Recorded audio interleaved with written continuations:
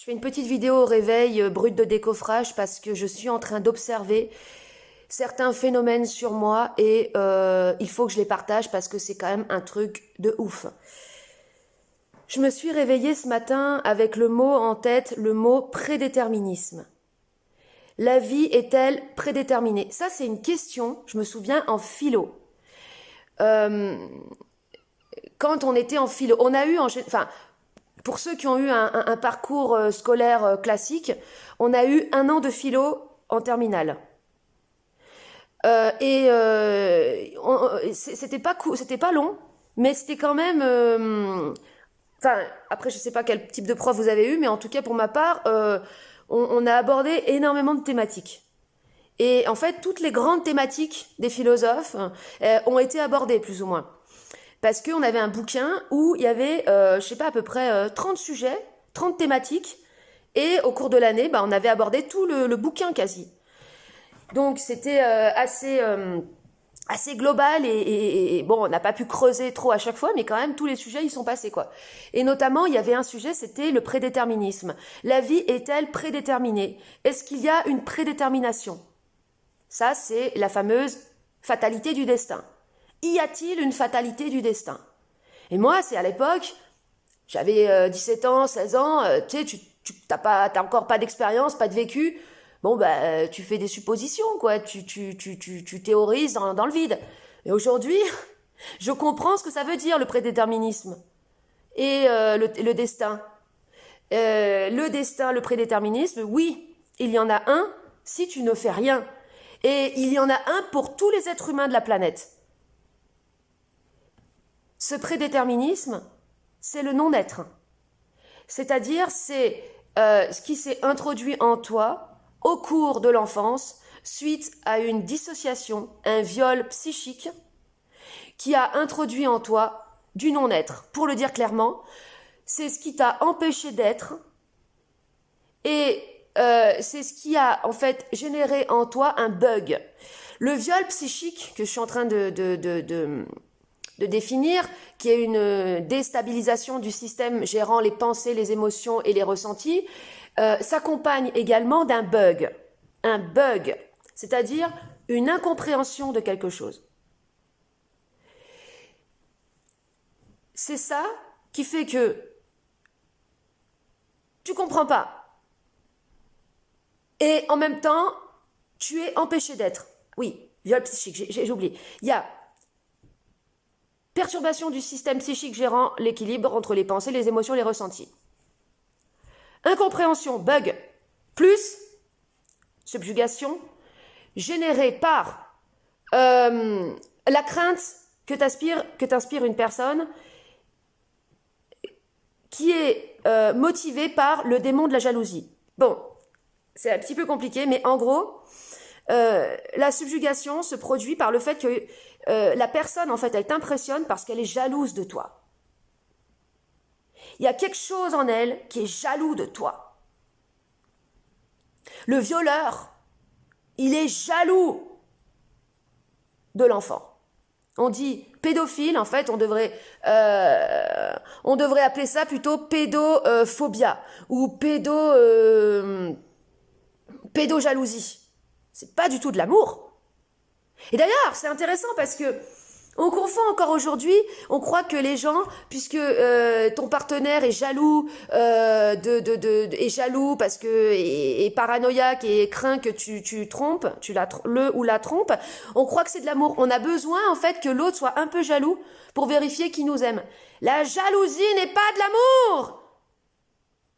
Putain, c'est tout l'inverse. C'est de la possession, c'est une volonté de détruire, c'est de la jalousie, c'est l'inverse de l'amour. L'amour, c'est inconditionnel. L'amour, c'est tu aimes l'autre tel qu'il est.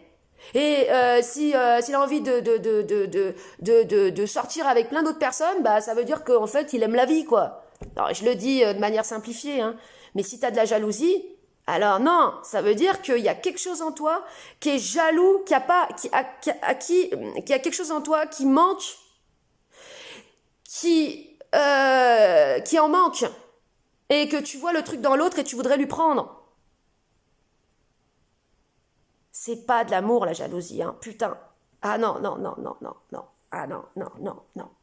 Et justement, le violeur d'enfant est jaloux de l'enfant, est jaloux de sa jeunesse, parce que lui, il est dans le non-être. Lui, sa jeunesse, il l'a oublié, son enfant, à l'intérieur de lui, il l'a oublié. Il est dissocié, mais il l'a oublié. Et donc, il veut le prendre à l'extérieur. En le violant, il veut voler l'enfance de l'autre. En fait, le viol, c'est une volonté de voler l'enfance de quelqu'un. Parce que l'enfant, une fois violé, il a perdu son enfance. Hein, c'est fini. Donc, il y en a qui se nourrissent de ça.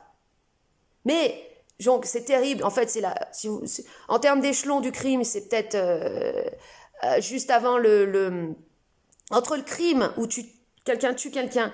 Bon, ça, c'est le niveau maximal. Mais le viol, c'est presque au niveau équivalent, en fait, du crime parce que il y a une dissociation, donc il y a un virus qui est introduit et la personne va progressivement se détruire toute sa vie. C'est comme si tu lui mettais un poison pour non pas qu'elle meure tout de suite, mais qu'elle meure à petit feu. Toute sa vie qu'elle meure. Donc je sais pas quelle est la pire chose, en fait. Mais le viol psychique, c'est pas très loin, c'est juste en dessous. Hein, et c'est pour ça qu'il va falloir écrire ça, il va falloir l'expliquer, il va falloir qu'il y ait des moyens par la loi d'appliquer des sanctions à ça. Parce que, en fait, vous savez, quand Bernard de Montréal disait que l'esprit c'est anti-homme, qu'est-ce que ça veut dire? Ça veut dire que la vie nous traumatise. Elle nous viole nos systèmes psychiques qui sont très fragiles, qui sont pas bien stabilisés, pour les renforcer justement. La vie, elle nous défonce. La vie, elle nous éclate. Elle nous viole, la vie.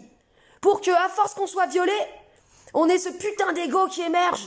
Cette putain de parole, cette rage, cette bête en nous qui disent « Non ! Je te vois ! Je te vois faire ! Je vois toute la manipulation occulte à travers toi. Oui, j'ai 5 ans et je vois tout. » Pour qu'il y ait un enfant à un moment donné qui parle comme ça à l'adulte. C'est pour ça que l'esprit c'est anti-homme. Tant qu'il n'y aura pas des humains qui se mettront à parler pour expliquer les choses, pour les expliquer aux enfants, pour expliquer aux enfants, tu vois, si quelqu'un t'humilie, si quelqu'un cherche à te faire sentir une merde, à se sentir rien, à te rabaisser sur tes origines, parce qu'il y a plein de moyens de rabaisser l'autre, ses origines, ses parents, son apparence physique. D'ailleurs, ça, je vais en parler aussi parce que je vais parler du fait que dans le viol psychique, il y a quand même toujours un lien au sexuel qui va amener en fait une perturbation totale de la relation sexuelle. Par tous ses attributs en fait extérieurs sont dire à l'enfant qu'en fait, quand il y a une personne qui cherche à faire ça avec toi, c'est qu'elle a de la jalousie en elle.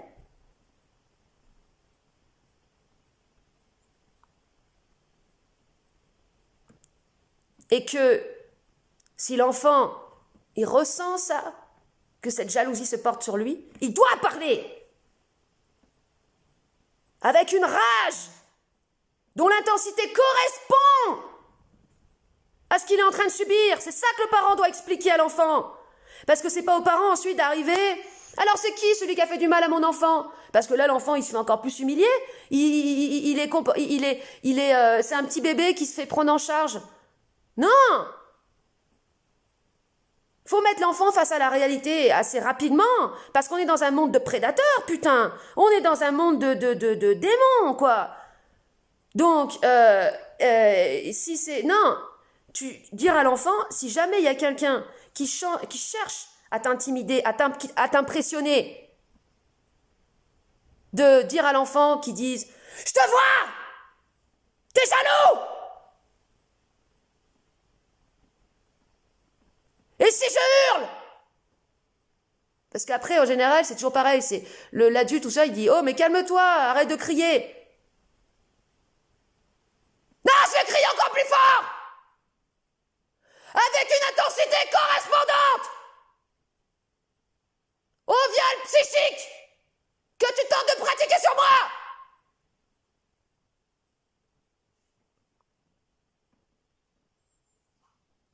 Et si le parent, là, continue à essayer de chercher la merde, ou de soumettre ou de culpabiliser, enfin le parent, l'adulte, hein, celui qui a l'emprise, qui cherche d'intimider, ou l'autre adolescent qui est en train d'essayer d'humilier, il continue encore à chercher la merde, il continue encore à essayer d'impressionner, parce que le but c'est ça, c'est d'impressionner pour qu'il y ait de la peur qui rentre dans le gamin, et qu'il soit paralysé par la peur et qu'il dise rien.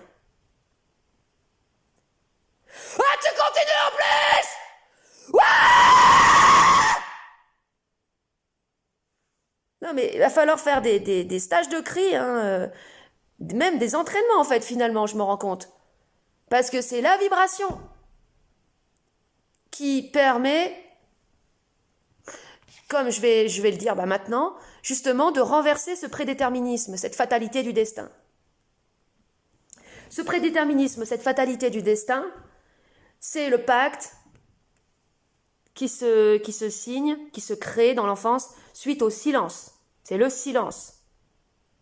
C'est le silence qui signe le pacte. En fait, il y a un pacte invisible qui est signé à partir du moment où tu n'as rien dit, par le silence. Parce qu'on dit, qui ne dit rien consent. Qui ne dit rien consent. Donc, moi, là, je vais vous parler de ce qui m'est revenu là, ce matin, en fait, parce que j'ai commencé à parler de la relation à ma grand-mère paternelle dans la précédente vidéo, en disant qu'elle m'impressionnait et que, en fait, pour lui plaire, je faisais exactement ce qu'elle voulait. Et il y avait eu cette fois où elle m'avait pas acheté une toile, elle en avait fabriqué, parce qu'elle m'achetait rien, en fait. C'était quelqu'un de... Enfin, elle m'a acheté peut-être 2-3 bricoles des fois, mais c'était quelqu'un d'avare. En fait, c'était une femme qui venait d'une famille de bourgeois. Donc, il y avait un patrimoine, mais qu'elle s'était pas construit complètement elle-même, hein, dont elle avait hérité. Et c'était une pince, quoi. Et donc, elle m'avait fait, la toile, elle était déjà faite, c'était elle qui l'avait fait. Ça lui a rien coûté en termes d'argent, quoi. Et donc, j'avais commencé, comme je disais, donc, à dessiner un clown avec des couleurs très vives. Un truc débordant. Et d'ailleurs, cette nuit, j'ai rêvé de ce sourire que j'avais dessiné. Parce qu'à l'époque, je faisais des dessins avec des sourires. Les sourires, ils montaient jusqu'aux oreilles. Et on voyait toutes les dents écartées comme ça, qui sourire. Et là, cette nuit, je rêvais du chat dans Alice au Pays des Merveilles qui commence à sourire, et après il sourit. Et dans mon rêve, le sourire, il commençait à être de plus en plus saturé, et ça partait dans un énorme soleil de couleurs. Enfin, c'était l'expression de la vie, quoi. Et elle avait pas aimé ce truc parce que elle le trouvait, je me souviens, agressif, grimaçant, ça l'agressait. Mon dessin, ce clown, avec ses cheveux, il avait cheveux orange et un petit chapeau, comme ça, et ça l'agressait en fait. Donc après, j'avais fait un autre truc avec dans des couleurs bleues, plus ternes, moins vif, plus astral. Non mais bleu décoratif, un peu plus terne, avec des bouts de tissu collés comme elle aimait bien, tout ça. Et il y a eu ensuite un autre événement, et encore une fois, c'est quelque chose dont j'ai pas porté attention, en fait, parce que je pensais que c'était pas si grave, parce que je me suis focalisée, en fait, dans l'étude de moi, sur les événements qui m'ont fait le plus mal. Comme mon chagrin d'amour, mon opération des dents de sagesse. Et en effet, dans ces deux événements marquants de ma vie, qui ont déclenché tout un tas de perturbations intérieures, j'ai eu très mal, et en effet, j'ai pas compris. Mais j'ai quand même compris, c'est-à-dire que ce garçon que j'aimais, qui aimait une autre meuf, j'ai compris qu'il aimait l'autre meuf. Avant, il y avait quand même eu de la compréhension, c'était pas non plus un truc générateur de bugs. Par contre, ce qui s'est passé avec ma grand-mère, oui, ça a bien généré un bug. Elle était propriétaire d'un petit étang avec une petite plage privée. C'était un espace privé. Elle était étendue sur sa plage en maillot de bain et moi j'étais à côté. Et il y a deux hommes, donc je précise que ces vidéos sont interdites aux enfants, hein. De toute façon je bloque accès aux enfants sur mes vidéos, comme ça c'est dit. Deux hommes qui sont arrivés, donc j'avais à peu près 6 ou 7 ans, qui ont commencé à essayer de la provoquer. On voyait que c'était comment on dit, un peu des espèces de rebelles. Ils avaient 20 ou 25 ans. Mais très vite, j'ai senti qu'elle les connaissait. Je sais pas pourquoi, mais et que il jouait un truc, il jouait un espèce de jeu. Et il commence à la provoquer et elle se rebelle même pas, elle reste couchée sur la serviette, en mode soumission. Et elle dit oh non mais je sais pas quoi, oh, allez-vous-en, d'un air de dire non mais restez. Et là les deux mecs ont sorti leur tub, ils ont commencé à l'agiter devant moi. Et là ce que je viens juste de réaliser que elle a même pas dit mais arrêtez, vous avez vu il y a un enfant là, mais vous êtes tarés. Il y a une gamine de 6 ans à côté de vous, bande de tarés. Barrez-vous. Non, non, elle n'a pas dit ça du tout. Moi j'existais pas. Et ce que j'ai compris aussi, c'est qu'elle s'est servie de moi. Putain, comme un faire-valoir. Parce que c'était une grand-mère. Elle devait avoir 60 ans. Peut-être même un peu plus. De toute façon, c'était une femme à homme. Elle était dans la séduction, elle vivait seule. Et c'était une femme à homme, clairement. N'était pas dans une séduction outrancière, comme les cougars qu'on peut... Voilà, le cliché de la cougar, toute maquillée, en mode séduction. Non, elle, c'était beaucoup plus subtil parce que soi-disant, c'était une espèce de femme distinguée, cultivée, machin, donc ça se passait de manière beaucoup plus subtile. Mais elle était que là-dedans tout le temps. Et certainement que ces deux hommes, c'était ses amants, ou j'en sais rien. Et toujours avec une préférence pour les jeunes, bien sûr. Et donc, elle s'est servie de moi parce que quelque part, c'était comme si elle était plus grand-mère, mais mère cette fois-ci avec moi à côté. Elle pouvait jouer à la MILF, quoi. Et elle les a laissés faire. Et qu'est-ce qu'ils ont fait? C'est là que je me rappelle plus très bien. Ils se sont mis à pisser, ça je me rappelle bien, mais je sais plus s'ils ont pissé dessus ou pissé à côté de la serviette. Je crois qu'ils ont pissé un peu à côté, mais de toute façon il y a dû avoir des éclaboussures. Moi pendant ce temps-là, j'existais pas. J'existais pas. Et j'assistais à quelque chose que je ne comprenais pas. Donc qu'est-ce qui s'est passé dans mon inconscient? Donc je continue la suite. Puis après, ils sont plus ou moins partis, mais elle leur disait arrêtez, d'un air de dire continuez. Puis en restant couché, quoi. Et par terre sur sa serviette, quoi. C'est ça aussi le truc qui va pas. Ils sont repartis. Et ensuite, elle n'a même pas été énervée. Elle n'a même pas été énervée. Quelqu'un de normal, d'équilibré dirait mais c'est quoi ces tarés? Bon, déjà, tu te lèves et tu dis mais barrez-vous, bande de connards. Barrez-vous, vous n'êtes pas chez vous, vous n'avez pas vu propriété privée? Putain, d'ailleurs, ça y est, je viens de comprendre pourquoi j'ai ce problème avec la propriété privée, putain. Ah putain, c'est ça. Quand ici, je me suis retrouvée ici, c'est la première fois où j'ai un terrain qui est privé et il n'y a pas de barrière en fait, hein, c'est ouvert. Et quand il y a quelqu'un qui rentre, ça me met dans un état de rage. Alors que j'ai aucune raison, je suis pas... En fait, c'est ouvert et en plus c'est un chemin, donc on peut penser que on peut passer, voilà. Mais ça me met dans un état de rage. Ma putain, je viens de comprendre que ça vient de là. En fait, elle leur a pas dit « Vous avez pas vu que c'est une putain de propriété privée, mais qu'est-ce que vous foutez là? Moi, je suis avec ma gamine !» Mais barrez-vous, bande de psychopathes! Voilà comment elle aurait dû réagir. Non, elle les a laissés s'introduire. Elle aimait ça.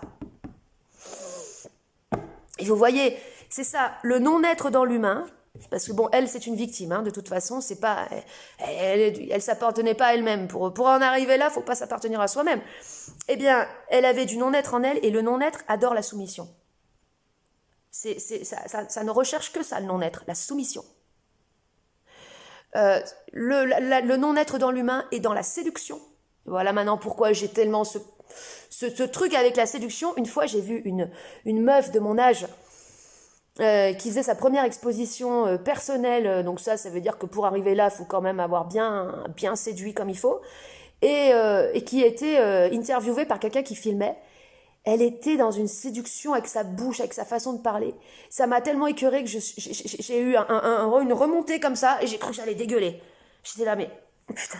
Et je comprenais pas d'où ça venait. Je me disais, mais putain, j'ai un problème, quoi. Mais il est où mon problème, là? C'est quoi? Mais non, c'était pas un problème du tout. C'est que, justement, cette séduction et en même temps cet attachement à la soumission et à la maltraitance, c'est l'expression du non-être. Et les gens sont que là-dedans partout, tout le temps. Tu parles avec quelqu'un, même dans la rue. Ah non, oui, séduction. Oui, je suis une bonne personne, je rentre bien dans le rang. Et oui, j'ai tous les codes sociaux qu'il faut. Je suis un parfait automate Playmobil. Non, non, non, non, j'ai besoin d'être accepté du troupeau. Ah, voilà. Et il fait beau, hein. Ah bah oui. Voilà. Putain. Personne se dit, mais attendez, mais on est sur Terre. C'est un truc de ouf, on est en vie. Mais on sait même pas le mystère de la vie, d'où ça vient, comment ça se produit, tout ça.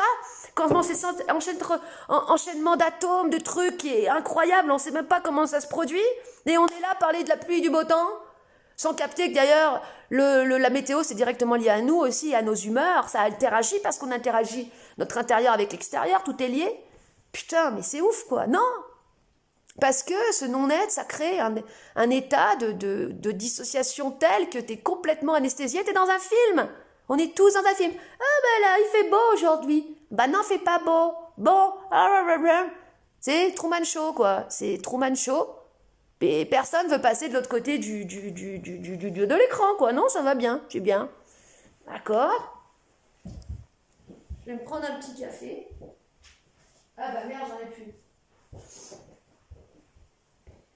Bon, la vidéo va bientôt s'arrêter parce que j'ai plus de café. Alors, donc je continue par rapport à ce que j'ai observé ce matin. C'est que, voilà, je suis donc revenue sur cet événement marquant de la plage.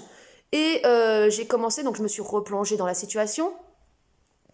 Et j'ai pas encore terminé le travail d'ailleurs, parce que là, j'ai juste de commencer. J'ai encore des trucs à dire. Mais j'ai commencé à cracher, hein, dans le protocole des 3 étapes. Tu commences par cracher tout ce que tu n'as pas pu dire, toi, en tant qu'enfant. Donc là, oh, mais les bolosses, là! Oh, mais vous êtes cru où? Putain, mais vous êtes pas chez vous, mais barrez-vous! Je suis avec ma grand-mère. Bon, elle est un peu à côté de la plaque, hein. Elle est un peu dissociée, ok? Par contre, moi, je suis pas dissociée, je vois tout. Et j'ai une grande gueule aussi. Allez niquer des meufs de votre âge! Non, mais vous avez un souci pour être attiré par les vieilles, hein. Il y a un truc qui va pas dans votre tronche, là. Ok?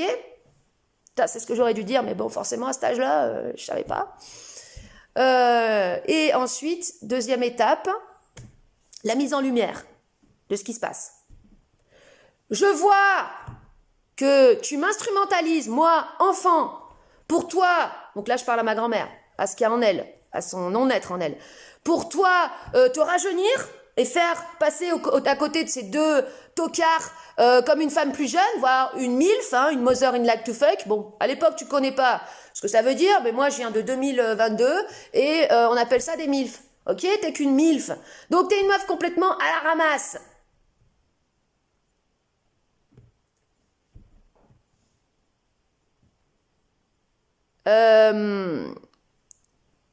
Tu m'instrumentalises parce que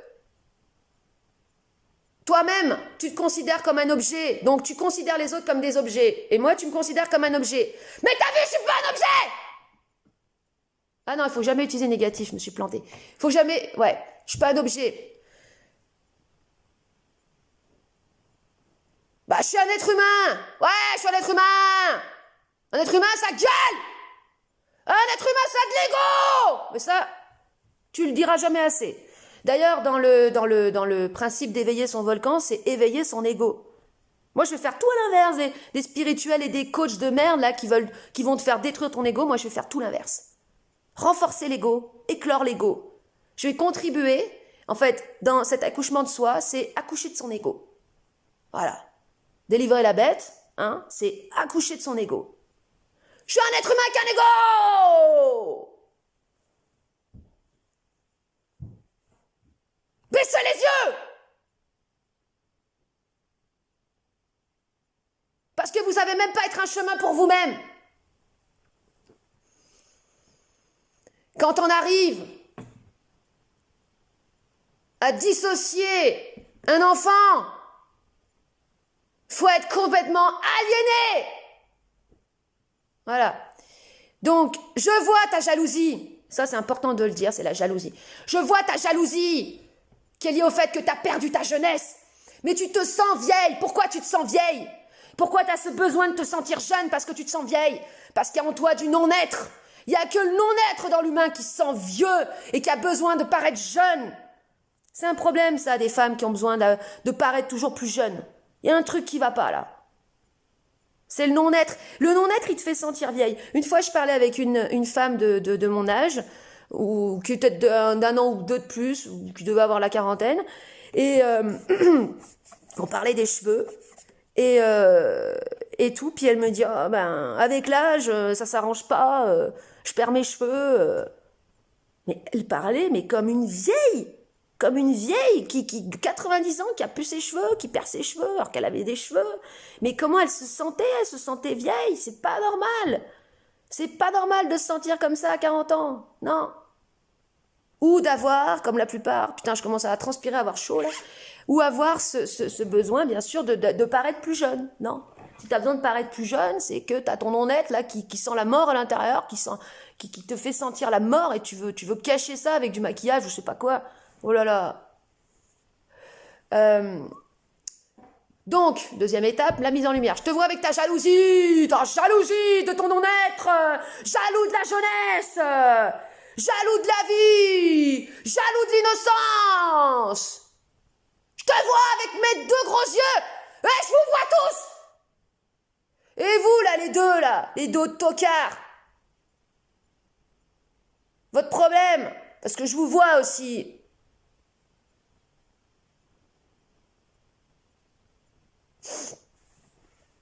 Normalement, ils auraient dû s'arrêter quand ils m'ont vu en tant que... Vous êtes responsable de la dissociation d'un enfant. Vous êtes en train de commettre un viol psychique indirectement sur un enfant qui va lui causer de grandes perturbations ensuite dans sa vie. Vous faites ça, vous allez vers des femmes plus vieilles parce que vous cherchez à soumettre ces femmes, vous voulez profiter de ces femmes, de leur manque d'amour, de leur néant, de leur non-être, pour jouer les dominateurs. Mais celui qui a besoin de jouer le dominateur sur une femme est un être soumis.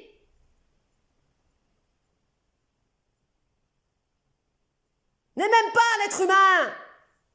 C'est vous qui êtes les plus soumis dans l'histoire.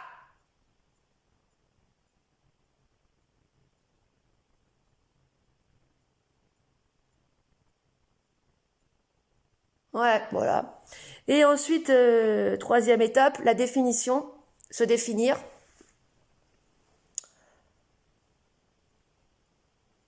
Alors, ça va, parce que là, vous voyez qu'il y a eu un lien avec la sexualité. En fait, et ça m'a perturbée dans ma relation aux hommes, mais de ouf, hein. Parce que finalement, ce qui s'est imprimé dans ma tête, c'est que les mecs, ils sont là juste pour sortir leur tub, faire l'hélicoptère avec leur tub et pisser sur la meuf, quoi.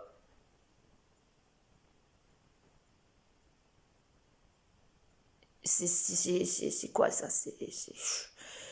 Et c'est vrai que j'ai eu du coup une vision hyper négative de l'homme que je faisais quoi en fait? Que je cachais à travers un idéal. C'est-à-dire qu'à chaque fois que je focalisais sur quelqu'un, je créais un idéal. Et je l'ai fait avec plein de personnes ça. Je crée un espèce de super idéal. Euh, c'était non mais c'est terrible parce que bah du coup quand il y a un idéal il peut pas y avoir d'échange réel, il peut pas y avoir non il y a pas d'échange, tu vis dans un monde où t'es coupé parce que en fait le propre de la dissociation c'est que ça va te couper des autres, hein. Ou ça va te mettre dans des relations purement intéressées où il n'y a pas d'authenticité, où il n'y a pas d'amour réel. C'est ça, hein, le problème, hein.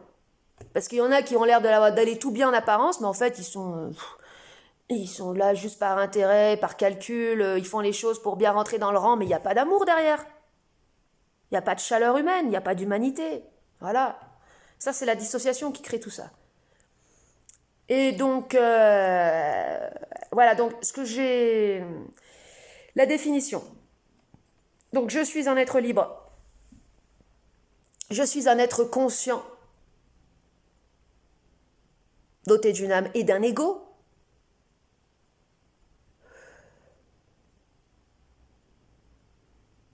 Je respecte et j'aime l'homme et la femme. j'ai un immense respect pour l'homme et pour la femme, pour l'humanité aussi. Cependant, non pas cependant, cet amour est également accompagné d'une intelligence et d'un esprit de discernement, non, ça se dit pas, d'un sens du discernement, où je suis capable de voir, d'entendre et de dénoncer toute forme de prédation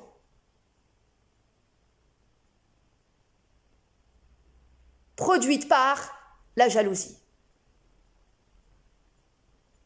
La jalousie du non-être dans l'humain est ce qui crée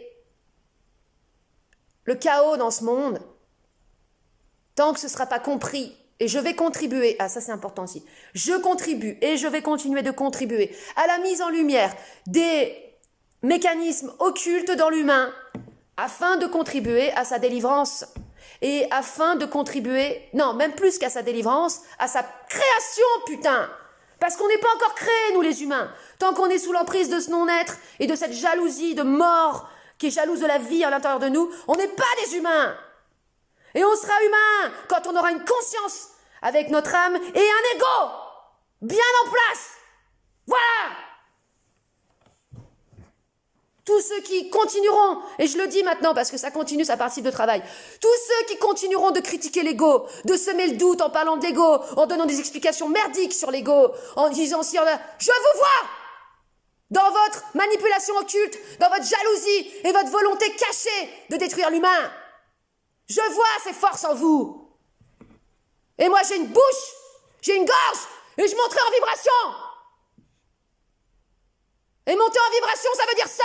Alors vous, les spirituels, qui disent que monter en vibration, c'est faire de la méditation, chanter des mantras de mort-vivant, de non-être, toutes les traditions, toute la spiritualité issue des religions asiatiques qui viennent séduire l'Occident aujourd'hui, je vous vois dans votre manipulation occulte. Vous voulez amener les gens dans le non-être, à faire que les gens se dépossèdent d'eux-mêmes et de leur ego, détruisent leur ego, et après ces gens-là deviennent des ombres. Je les ai vus devenir des ombres.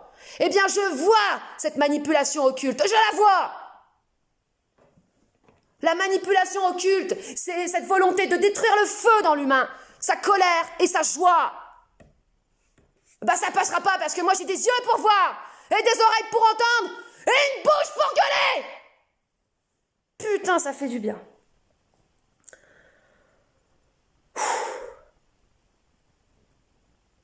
Et en fait, ce qui s'est passé, c'est que j'ai développé à l'adolescence, donc là où il y avait l'éveil de mes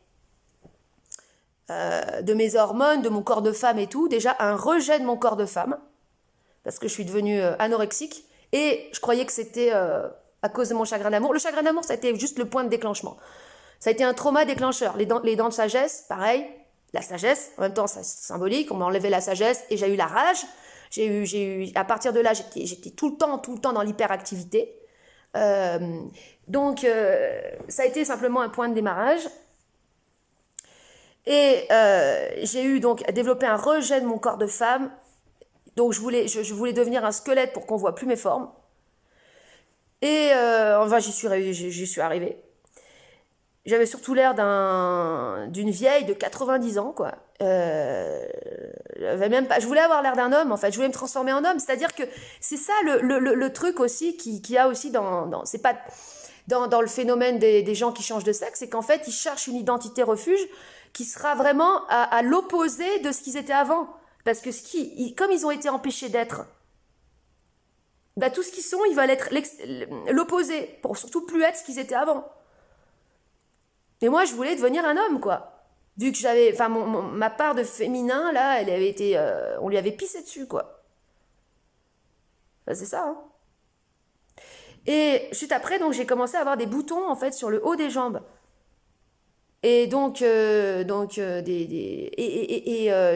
cherché tout un tas de moyens d'enlever ça, des soins, des crèmes, des machins. et à rien qui faisait. Et là, ce qui est assez ouf, alors, je vais pas vous faire miroiter quoi que ce soit parce qu'il faut pas non plus, faut prendre des précautions. Il n'y a pas de, comme on dit, de recette magique, mais je vois que là, c'est en train de se barrer. C'est en train de se barrer. Il y a des boutons qui commencent à devenir beaucoup plus petits là. Et en fait, ce non-être, ou c'est de la non-parole, c'est de la non-expression, eh bien en fait, elle crée des maladies. Moi, mes boutons, c'est pas une maladie au sens, c'est pas grave, ça m'empêche pas de vivre, mais c'est quand même quelque chose qui est anormal. Donc, c'est un mal qui essaye de parler dans mon corps. Bah, quand toi, tu parles justement, et que tu dénonces, tu transformes ce non-être, ce néant, en affirmation, en vie, bah du coup, ça n'a plus besoin de se manifester dans le corps. Mais alors, comme je dis, déjà, moi, je suis, vous le savez bien, je suis pas médecin, je suis une artiste, hein, je suis dans l'observation de moi-même et des autres, je suis un chemin pour moi-même, je partage mon expérience, je partage mes observations, et je dis bien que le plus important, c'est d'être un chemin pour soi-même. Parce que quand tu écoutes l'autre et que tu le suis à la lettre, c'est que tu es hypnotisé, tu es subjugué, donc tu t'écoutes plus toi-même, c'est pas bon. Mais en même temps, ce que je dis là, c'est aussi des choses dont on m'a parlé, dont d'autres personnes m'ont parlé, et c'est le fait que j'ai pu entendre ces gens parler de ça, que dans mon cerveau, j'ai pu me dire « Ah, mais en fait, on peut agir sur soi, sur ce prédéterminisme, il y a quelque chose à faire ». Et c'est bien là la seule action qui soit, parce que agir dans le monde, bah, c'est vouloir agir à l'extérieur, tant que tu as ton néant, ton non-être à l'intérieur de toi, tu l'emportes partout. Comme les gens qui ont un problème dans leur vie, tu vois, allez hop, on part. Bah, tu vas emmener tes problèmes ailleurs, t'es con quoi. Non, non, agis sur toi. C'est la seule action réelle dans ce monde, c'est sur nous-mêmes, sur cette matière-là. Et donc, heureusement que j'ai entendu des gens qui me disent ça pour que dans mon cerveau, je puisse me dire « Ah, mais c'est possible, parce que sinon, sinon j'aurais jamais eu l'idée, quoi. » Donc, voilà. Mais toujours important oui, d'écouter ce que disent les autres, mais de garder son intégrité. Hein. De toute façon, c'est ça, hein, le but, c'est de développer un centre, une intégrité, un ego, une individualité, une confiance de soi. Et être un chemin pour soi-même. Et le but de la vie, c'est de pouvoir mener une vie normale. De pouvoir mener la vie la plus normale qui soit et apprécier cette vie normale. Parce que le problème, c'est que les gens n'apprécient pas leur vie. Et ceux qui sont dans l'excès, la démesure, le luxe, l'hyperactivité, ils ne sont pas heureux. Ou la boulimie. Hein. Souvent, on vante « Ah, j'ai une boulimie de vivre ». Non, non, mais c'est bizarre. Une boulimie, c'est une maladie. Donc, tu as du non-être en toi qui compense avec une activité frénétique pour se sentir vivant. En fait, le non-être, il passe son temps à compenser avec des activités pour se sentir vivant. C'est de la mort qui passe son temps à essayer de se sentir vivante. Donc, ça explique tous les dérèglements du comportement, même les gens qui ont des pratiques sexuelles outrancières. C'est leur mort en eux qui font du plein de sexe pour se sentir vivant. Ah, je me sens vivant, je me sens vivant. C'est des trucs de junkie. Hein. Et en fait, quand tu transformes ce non-être, après, du coup, tu te satisfais de ta vie normale. T'es content de te lever, t'es content que le soleil se lève le matin. Quand on arrive là, putain, le soleil se lève, oh, une journée, ah, génial. Eh ben, c'est bon, c'est que t'as réussi. Voilà, t'as réussi ta vie. T'as réussi ta vie le jour où tu te lèves le matin, t'es content qu'il y a le soleil qui se lève.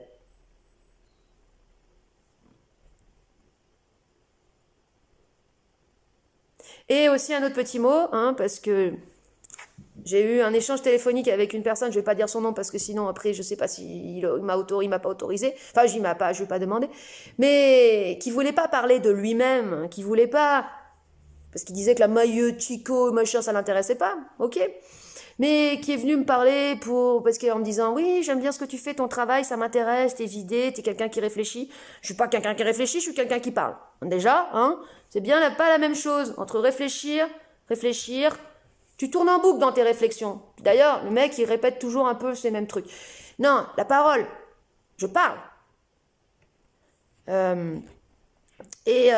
et je le voyais venir pour essayer de me poser des questions, pour que je parle encore plus de mes trucs et tout. Donc je lui ai redit parce que je l'avais mis dans l'autre vidéo sur la subjugation et tout. Puis ah, ça m'intéresse et tout, machin. Mais je lui fais, mais tu comprends pas que tant que tu te connais pas toi-même, tant que le sujet principal de ta vie, c'est pas toi-même, ton vécu, ton histoire, ta souffrance que tu as vécue et cette parole qui doit se développer par rapport à ça, mais tu seras toujours à côté de la plaque et surtout tu seras dans une quête, ça je ne l'ai pas dit mais je le dis là, dans une quête de pouvoir. Donc ça c'est ce que j'ai appelé le syndrome du franc-mac, du franc-maçon. Celui qui est en quête de connaissances et d'ésotérique. Ça c'est une quête de pouvoir. Tant que tu n'es pas focalisé sur la connaissance de toi-même, tu cherches d'autres connaissances à l'extérieur pour avoir des outils intellectuels, parce que la connaissance, c'est comme, ça peut être utilisé comme une arme, comme quelque chose pour impressionner les autres. T'impressionnes par ta connaissance. Ah, j'ai compris ça. Le fonctionnement de ceci, cela, cela, cela. Waouh, incroyable, unbelievable. Ouais, mais est-ce que tu te connais toi-même? Ah bah non, j'ai tout oublié, non, mais ça, c'est pas important, la vie personnelle, vous savez, non, mais le passé, c'est le passé. Bah écoute, t'as rien compris. Bien sûr que le passé, c'est le passé. Mais si tu vas pas voir à quel moment tu as eu cette putain de dissociation, ben en fait, t'es coupé de toi-même, donc tu t'embarques dans les choses. Et en plus, ce sera même pas pertinent. Ce que tu diras, ce que tu expliqueras, ce sera chiant. Et moi, je me fais chier au bout de 5 minutes d'un échange comme ça avec une personne de connaissance à connaissance, d'idée à idée. Au bout de 5 minutes, je m'ennuie. Ça y est, c'est bam, je suis en mode, je commence à tourner en rond, je commence à me faire chier.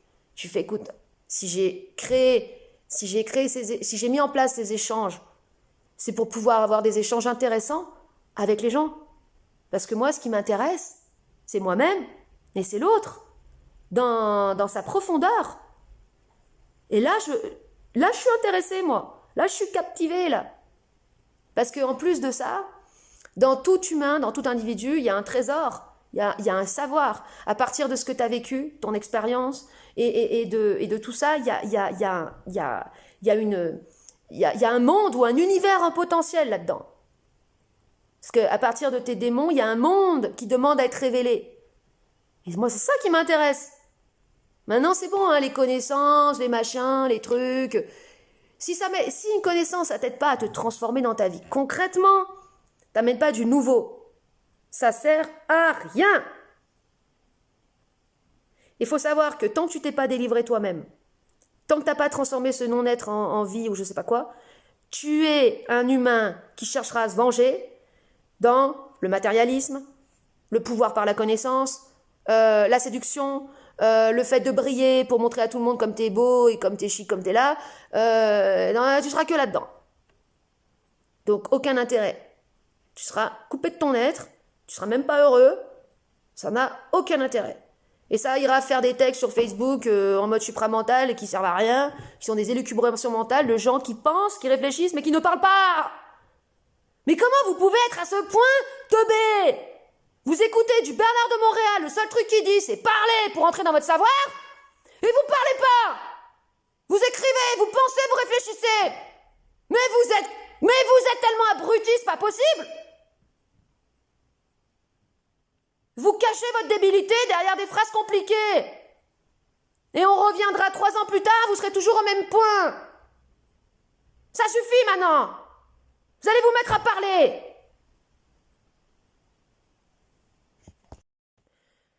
C'est toujours la jalousie qui est à l'origine de du viol psychique. Je vous donne un autre exemple. Prenez l'exemple d'une femme, d'une mère ou d'une grand-mère bourrative, qui passe son temps à devoir, bourrative ou mère poule. Voilà, la mère poule ou la mamie poule, qui peut pas s'empêcher de filer tout le temps à bouffer. T'arrives chez elle, tiens, mange, je t'ai préparé à manger. Je te pose pas la question de savoir si t'as faim, il faut que tu manges. Ou bien qui est toujours, vous savez, ces gens qui sont, ces femmes qui sont toujours derrière toi, tu vois, à t'aider ou à te dire, attends, je vais te le faire, attends, je vais t'aider, attends, je vais le faire. Tu arrives pas, attends. Ou bien t'es en difficulté, attends, j'arrive, attends-moi, j'arrive. Qu'est-ce qu'il y a derrière là? Qu'est-ce qu'il y a dans ces personnes-là? Il y a le besoin d'être utile de se sentir utile à l'autre pour faire croire à l'autre que sans elle, tu peux pas te débrouiller, qu'il n'y a pas de vie sans elle. Et qu'est-ce qui se passe quand tu consens à ce truc-là? Tu valides un système. Et dans la personne qui est obligée de toujours se rendre indispensable aux autres, il y a la peur d'être rejeté, et il va y avoir de la jalousie envers tout ce qui est libre, indépendant, mais tout ce qui n'a pas besoin d'elle.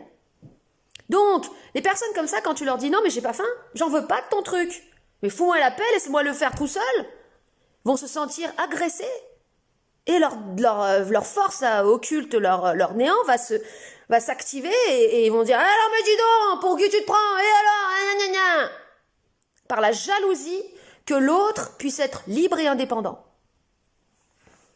Alors, le respect de l'intégrité physique et psychique, c'est très important à comprendre. Parce que dans la vie, nous avons besoin quotidiennement de faire respecter cette intégrité physique et psychique. Parce qu'il y a des forces dans les humains qui font qu'ils chercheront toujours à grappiller, à prendre un petit peu. Il n'y a rien que le regard. Quand tu vas... moi, j'avais ce problème avant, tant que mon problème avec la femme n'était pas inversé. J'allais, par exemple, au magasin, la boulangerie, et la boulangère me dévisageait. Mais juste, ou me poser des questions, mais mais indiscrètes, genre sur ma vie privée. Genre, alors tu fais quoi? Et vous faites quoi dans la vie? Et puis, en même temps, en te scannant du regard. Ça, c'est déjà une introduction dans ton équilibre psychique. C'est indiscret, ça regarde personne, ta vie privée. C'est ton territoire. C'est ton espace, c'est ta propriété. Il n'y a pas à s'introduire là-dedans. Une fois, j'ai une grand-mère, même si en plus il y en a, tu voudrais les excuser parce qu'ils ont des dégénérescences mentales. Il y en a une grand-mère qui souffre un peu de troubles de la mémoire, mais qui me dit alors, il est où ton copain? Moi, je m'en fous. Je dis pourquoi tu travailles pour les services secrets? Ah ben, et là la grand-mère, oh non mais c'est pas. Et tu vois qu'il y avait quand même de la vie à l'intérieur, hein, parce qu'elle se sent. Et toi qui as commencé à venir t'introduire dans mon espace privé, là. Ça passe son temps, ces forces de jalousie. Ça passe son temps à essayer de s'introduire dans le privé, dans l'intimité. Ça passe son temps à faire ça. Ça ne sait faire que ça. C'est la jalousie dans l'humain qui ne sait faire que ça. S'introduire dans le privé, dans l'intimité. Surtout quand ça touche au sexuel, alors là, oh, c'est délicieux, là.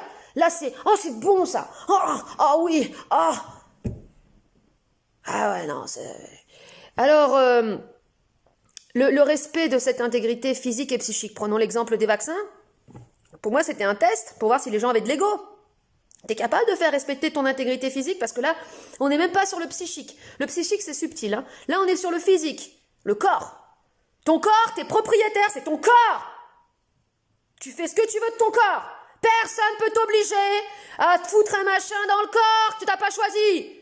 En plus, on sait même pas ce qu'il y a dedans. Les médecins qui font leurs explications sur l'ARN messager, personne n'a compris. Il y en a aucun qui est capable d'expliquer le truc. Mais il faudrait qu'on consente à un truc, on sait même pas ce que c'est.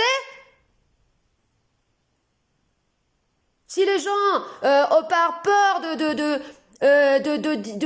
respecter, ils ont peur de faire respecter leurs droits fondamentaux, du respect de leur intégrité physique, par peur de passer pour des complotistes. Donc ce serait complotiste de faire respecter son intégrité physique. Non mais là c'est que l'ego de l'humain, il est à -10 là. Parce que là on est au niveau 0, on est au premier niveau du respect. Le respect de l'intégrité physique. D'accord? Il y en a, ils sont prêts à se foutre n'importe quoi dans le corps. Ah ouais, c'est bon. Oh bah, c'est les autorités, ils ont dit. Hein. Mais vous saviez pas que on vivait dans un monde de prédateurs? Vous n'avez pas regardé les Walt Disney dans les Walt Disney? Au début, les enfants, ils sont là. Oh, les jeux. Oh, c'est beau la vie, le roi lion. La. Et après, il y a les méchants. Dans ce monde, il y a des méchants. C'est-à-dire qu'il y a des gens qui sont, dont les intentions ne sont pas claires. C'était dans tous les contes, ça, quand on était petit, qu'il y a des méchants. Mais quand t'es dissocié, t'es en mode Peter Pan, t'es en mode papillon monarque, ça veut dire que t'es hypnotisé par le bien, tu veux pas voir le mal. Voilà. Tu te fais niquer. Donc, celui qui peut pas faire respecter son intégrité physique, il a juste pas d'ego, il est rien. Il est rien, il a pas d'individualité.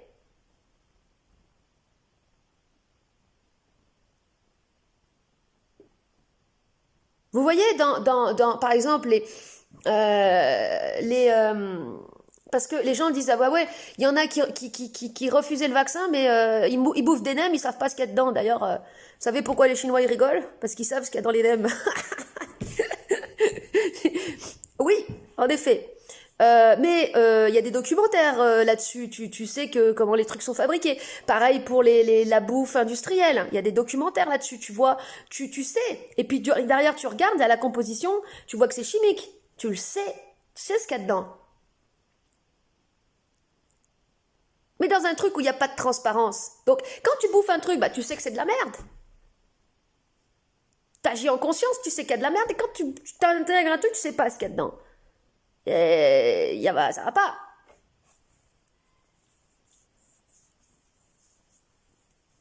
Alors, certes, se faire confiance à soi-même, ça, c'est vrai que ça peut être un moyen de se dire, moi, je m'en fous, j'ai confiance en moi, j'ai confiance en mon corps, en la capacité de mon corps à transformer les choses. Ça, c'est, ça, c'est aussi un moyen d'agir en conscience. Voilà. Euh, mais en tout cas, agir sous la menace, sous la pression, sous l'intimidation, c'est être dans la réaction, c'est d'être dans un état de dissociation et d'agir sous l'hypnose. En fait, en soi, il n'y a pas de bonne ou de mauvaise action. Il y a des actions qu'on fait en conscience et des actions qu'on fait sous l'action en inconscient, c'est-à-dire sous l'action d'une pression, d'une intimidation, d'une subjugation.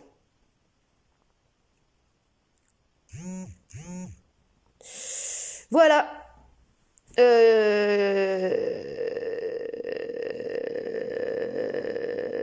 Mais c'est un entraînement au quotidien hein, de faire respecter son intégrité physique et psychique. C'est un entraînement au quotidien. Parce que le respect de l'intégrité psychique, c'est... Oh putain, Loupiote, elle a tout dégueulé sur le canapé.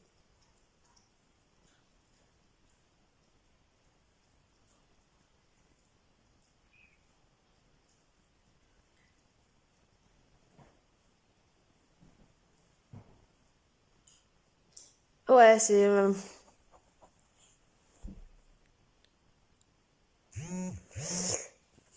Elle a bouffé de la bouffe d'humain.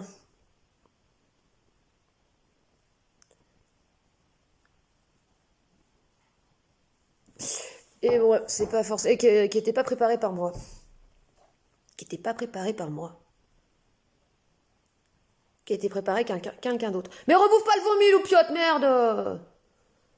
Dans la bouffe, il y a beaucoup de choses qui sont mises, il y a beaucoup d'intentions. C'est les intentions qui nous dissocient.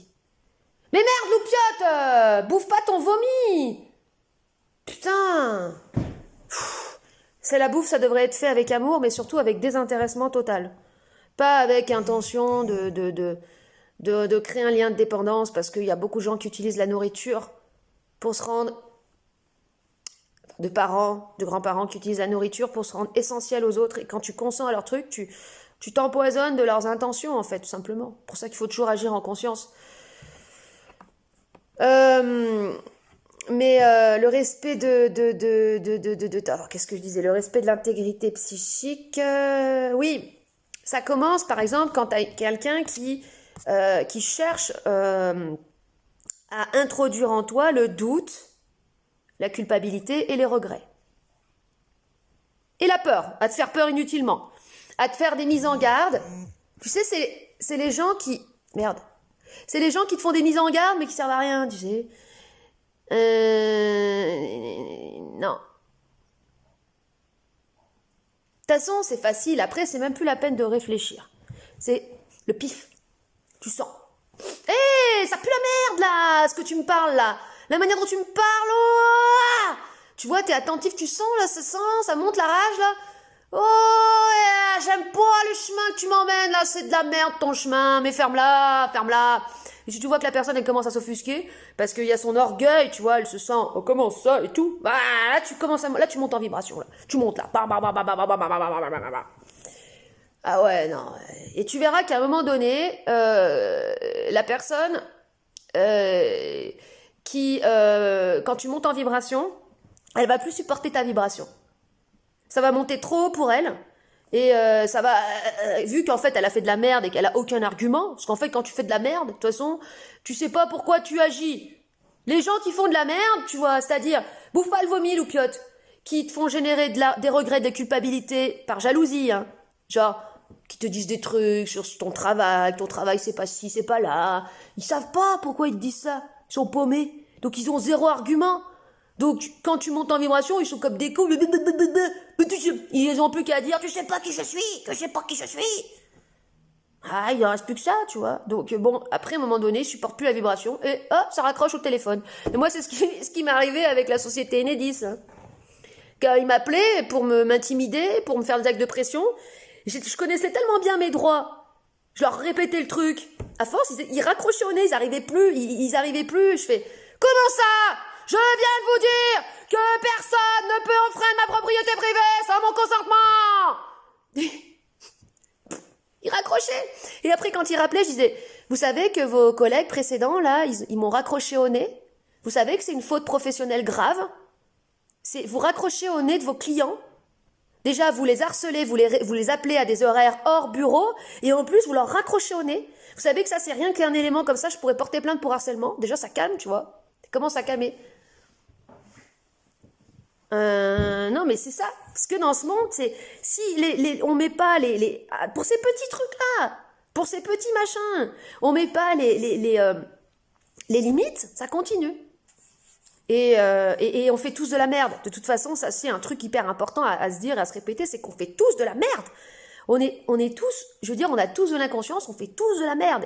Et si on faisait pas de merde, on pourrait pas prendre conscience de la merde qu'on fait. Donc voilà, c'est normal. Mais quand tu captes ça, le plus important, c'est de pouvoir prendre conscience de ça et de dire, bah pardon en fait à l'autre, pardon en fait j'ai fait de la merde là, franchement ça craint et tout. Et c'est bon après. Ça passe après, next one, tu passes à autre chose, t'es moins con qu'avant. T'es moins con qu'avant, voilà. Mais si tu fais pas ça, si t'es pas capable de demander pardon, moi c'est moi, les gens qui font de la merde avec moi, qui sont pas capables ensuite de revenir me demander pardon, je leur parlerai plus, je leur parle plus, fini. En plus j'ai fait l'erreur plusieurs fois de revenir vers des personnes qui m'avaient pas demandé pardon, et alors après c'était encore plus la cata, parce que du coup c'est comme si je validais ce qu'avait fait la force de non-vie sur moi, c'est comme si je lui donnais raison. Donc ça, je le fais plus maintenant. Je reviens vers plus personne. Plus personne qui a fait de la merde avec moi. Fini. C'est des trucs de bonne manière qu'on devrait apprendre. C'est genre, t'as fait de la merde, tu dis pardon, et tu demandes pardon, et après c'est bon, on continue. Parce que c'est pas dit qu'après c'est pas moi qui veux pas faire de la merde aussi. On fait tous de la merde. Voilà. Ça, au moins, on est tous dans le même bateau. C'est la galère. Et voilà, on va essayer d'être un peu moins cons. Nous naissons deux fois. Une première fois à la naissance et une deuxième fois à nous-mêmes. Et nous naissons à notre ego. C'est notre ego que nous devons mettre au monde. Et cette naissance de l'ego, elle se produit justement par le biais du trauma et de la dissociation. C'est-à-dire que c'est parce que tu as été maltraité, c'est parce que tu as été abusé, c'est parce que tu as été violé psychiquement ou physiquement qu'il y a en toi ce dérangement, ce conflit intérieur, ce truc qui fait que tu es poussé par une force de l'intérieur à naître à quelque chose d'autre, à faire émerger quelque chose de toi. Donc finalement, c'est une chance de se sentir inadapté, de se sentir différent, de se sentir handicapé, de se sentir ne pas avoir trouvé de place. Parce que quand tu trouves une place dans le monde, c'est une place qui a déjà été prévue pour toi. C'est pas ton chemin, c'est un chemin qui a été déjà pré-tracé par d'autres pour tracer ton propre chemin, il y a besoin d'aller puiser à l'intérieur dans tout ce qu'il y a de plus obscur en toi.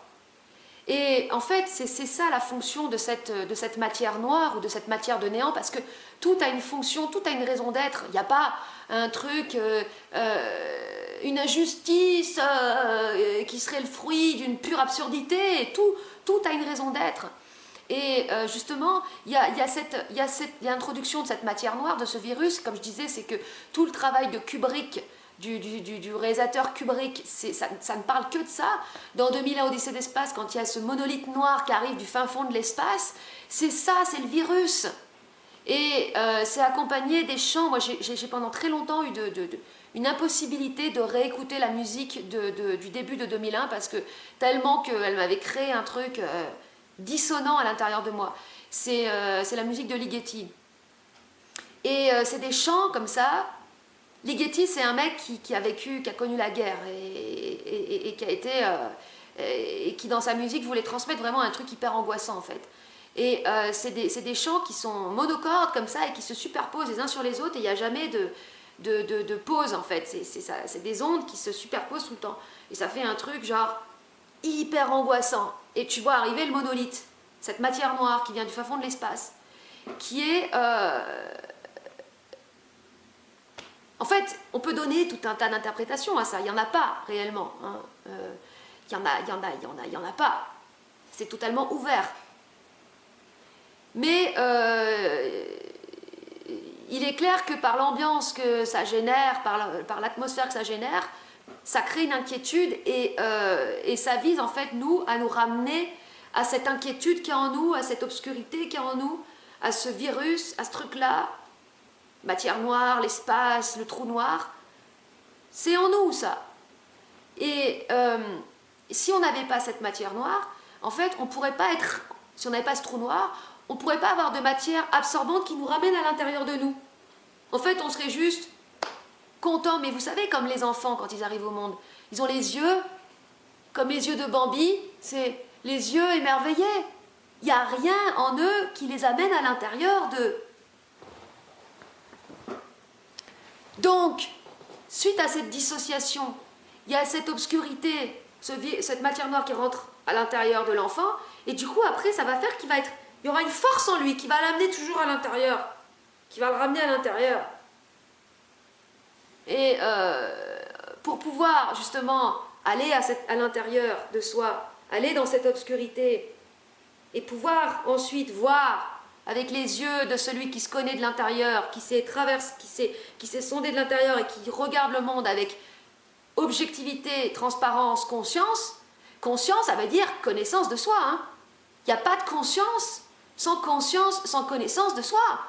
C'est pas un truc, la conscience c'est pas de la philosophie, ça. C'est lié à soi. Donc, il faut aller voir, là, l'événement générateur de cette dissociation qui a fait rentrer en toi cette obscurité. Justement, le fait de pouvoir parler en se remettant dans la situation que tu as vécue, c'est là que tu peux, à ce moment-là, faire émerger cet ego. Naître à toi-même, c'est ça.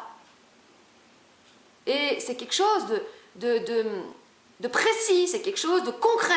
C'est comme tous ces spirituels qui te parlent de rebirth, là, rebirth, allez, oh, je me sens renaître. Les gens, ils sont dans la sensation, non, même pas, dans la subjectivité sensitive. C'est même pas réellement la sensation. La sensation en tant que telle, c'est pur. Tu te prends de la flotte dans la gueule, tu sens l'eau, comme Jean-Claude Van Damme, hello, goodbye, salut, c'est Jean-Claude, on se parle plus tard. Tu sens les molécules d'air qui poussent ton visage. C'est ça la sensation. Les molécules d'air qui arrivent dans ton visage. Tu sens, ça pousse, cette force de propulsion qui pousse. Ça, c'est de la sensation pure. Tu sens, paf, la pluie sur ta peau. Ah, ça, c'est de la sensation pure. Et les gens qui sont là, je me sens renaître, ils vont faire une semaine au spa. Oh, je Je me sens ci, je me sens là. Non, tu es dans une subjectivité sensitive. Tiens, ça n'existait pas, ça, je vais les... La subjectivité sensitive. Voilà. C'est comme le junkie qui se sent renaître parce qu'il a pris sa dose. Voilà, c'est de la sensation malade en fait. De la sensation de malade quoi. Et qu'est-ce que je voulais dire? Ouais, parce que en fait, le truc c'est qu'après la sensation, quand elle est pure, en fait, il n'y a plus de jugement sur la sensation. C'est-à-dire que même par exemple, tu vas être dehors, tu auras froid, mais ok, tu as froid. Bon, s'il fait vraiment moins 40, tu crises de crever, bon, c'est clair, mais genre, t'as froid, mais tu vas pas interpréter le froid comme Oh, j'ai froid. Je vais être dans mon petit cocooning bien au chaud sous ma couette à regarder ma série. Oh. non, t'es là genre, oh, fait froid. Après, tu te couches sur un lit dur, oh, j'ai un lit dur. Voilà, il n'y a pas d'interprétation, genre, Oh, il est trop dur ce lit. Il n'est pas assez moelleux. Moi, je veux mon petit matelas de bestiole bien mou. non, non. Tu vas chez quelqu'un, c'est le bordel, c'est crade. C'est le bordel, c'est crade, point barre. C'est pas, Oh, c'est le bordel, dis donc, c'est crado ici. bah non, c'est comme ça, voilà, chez eux c'est comme ça, chez d'autres c'est autrement, et puis voilà. Non, pas de jugement, c'est, voilà. Enfin bon, ça c'est, quand on arrive là c'est cool, parce que quand il n'y a plus d'interprétation, quand il n'y a plus de subjectivité de toi et de jugement du truc, c'est comme c'est. C'est comme c'est. Qu'est-ce que je voulais dire Donc oui, la naissance en fait, cette deuxième naissance, c'est la naissance de l'ego. Et finalement, la symbolique du phénix, c'est lui qui renaît de ses cendres, c'est ça. C'est-à-dire que pour qu'il y ait cette émergence de l'ego, il faut qu'il y ait la mort de... Il faut qu'il y ait un... Il y a eu avant une destruction en fait, et pour que quelque chose de nouveau arrive, il faut qu'il y ait la destruction de l'ancien. Donc c'est la destruction de l'illusion, enfin oui, de l'illusion, parce que l'enfant il arrive au monde, il est comme ça, il est dans l'illusion totale. Donc forcément il y a une cassure, il y a une dissociation, il y a le virus, la matière noire, ça te fait rentrer au-dedans, et tu rentres au-dedans, et après tu peux à nouveau, enfin tu peux enfin émerger, naître à toi, dans ce corps. Et ces flammes, ces fameuses flammes qui permettent au phénix de renaître, c'est les flammes de la parole, de la vibration, de l'ego. C'est ce volcan qui s'éveille, c'est ça. Mais s'il n'y a pas d'action de ta part, il ne peut rien avoir. Il ne peut rien se passer uniquement dans les compréhensions, uniquement dans le mental, uniquement dans l'intégration. Aujourd'hui, c'est la mode. J'intègre ceci, j'intègre cela. Comme si tu étais à l'école et que tu n'arrivais pas à sortir de l'école. Non, c'est pendant la cour de récréation que tu peux justement pousser ta gueulante, régler tes comptes quand il y a besoin de régler des comptes. Ces comptes, il faut les régler. Et c'est la naissance de ta conscience et de ton ego, c'est ça. Tous ceux qui sont là pour te raconter d'autres trucs, que le but de la vie, c'est, je sais pas, des trucs, machin, non.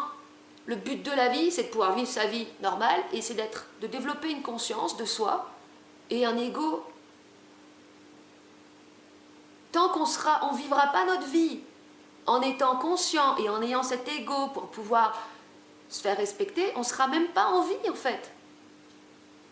On sera encore dans le rêve, dans le truc, puis on se prendra les chocs de la vie en pleine face, on comprendra rien. Voilà.